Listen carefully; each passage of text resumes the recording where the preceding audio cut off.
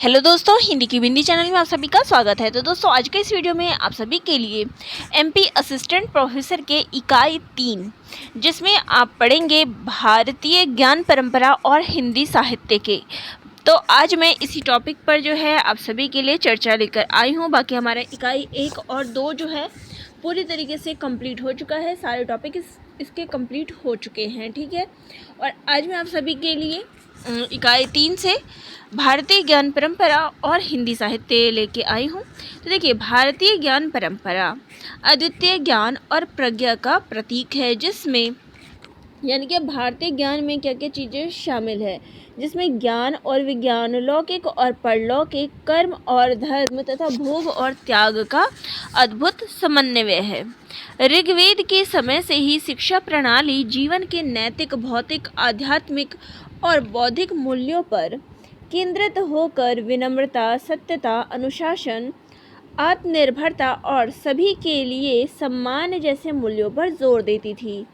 तो जो भारतीय ज्ञान परंपरा है वो शुरू से ही जो है अति समृद्ध थी, और इसके उद्देश्य की बात करें तो धर्म, अर्थ, काम, मोक्ष को समाहित करते हुए, यानी इसके अंदर जो है सब चीज़ें हमें देखने को मिलती है, व्यक्ति के संपूर्ण व्यक्तित्व को विकसित करना था।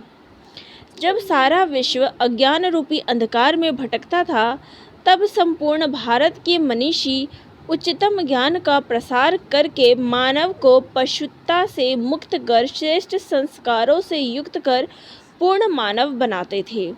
तो ज्ञान परंपरा की जब बात हो रही है तो भारत में हर तरीके की चीज़, हर तरीके की भक्ति भावना जो है आपको शुरू से ही इसमें दिखाई देती है। तो इसकी शुरुआत कब हुई, इन्हीं सब के बारे में पढ़ें।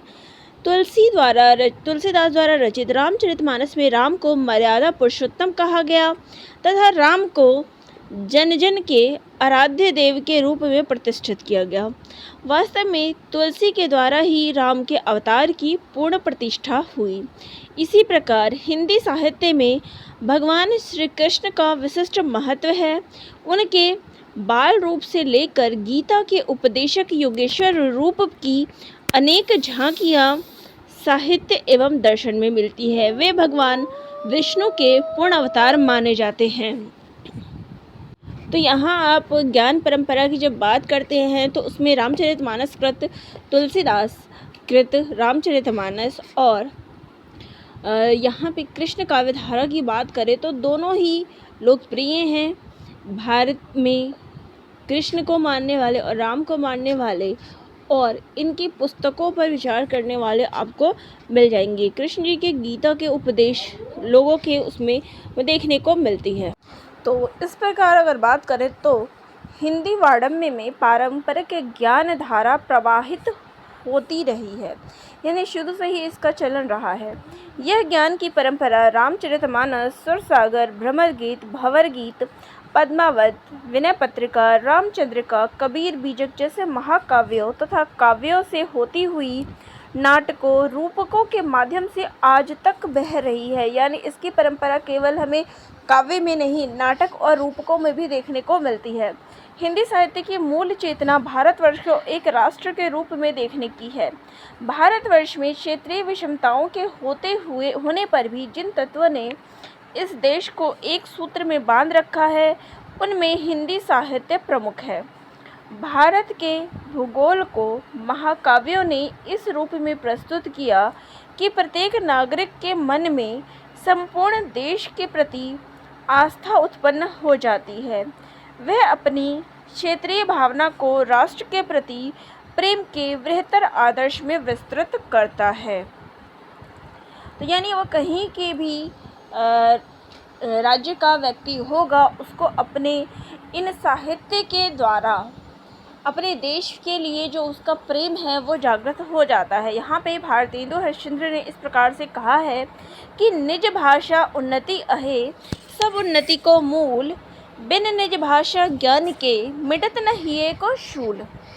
तो हिंदी साहित्य ने पूर्व पश्चिम, उत्तर दक्षिण के भेदभाव को मिटाकर प्रत्येक भारतवासी को भारतीय होने का स्वाभिमान जो है वो प्रदान किया है, ठीक है।